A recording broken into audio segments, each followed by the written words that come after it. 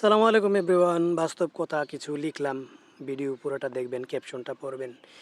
এটা হচ্ছে নরসিংদীর সেই বিখ্যাত নাগরিয়াকান্দি পার্ক, যেখানে একটা সূর্যমুখী বাগান ছিল, সূর্যমুখী ফুলের বাগান, এবং সুন্দর একটা বড় ব্রিজ ছিল মেঘনা নদীর উপরে। এই ব্রিজকে কেন্দ্র করে এখন এটা নরসিংদীর সেই সুনামধন্য জায়গা Nagariakandi park, golden star park নাম করা। অনেক সুন্দর, অনেক মানুষ দূর দূরান্ত থেকে ট্যুর করতে আসে। তবে এখানে আনন্দের বিষয় আবার দুঃখেরও বিষয় আছে। আনন্দের বিষয় হলো মানুষ রিল্যাক্স করতে আসে নাগরিকান্দি পার্কে, কিন্তু দুঃখের বিষয় হলো মানুষ এখানে অনেক মানুষ প্রেম ভালোবাসা করে, পরকীয়া করে, অবৈধ সম্পর্ক করে ঘুরতে যায়। দেশে পরিবেশ সুন্দর হচ্ছে, কিছু নোংরামিও ছড়াচ্ছে, তবে সবাই সাবধান থাকবেন অবশ্যই।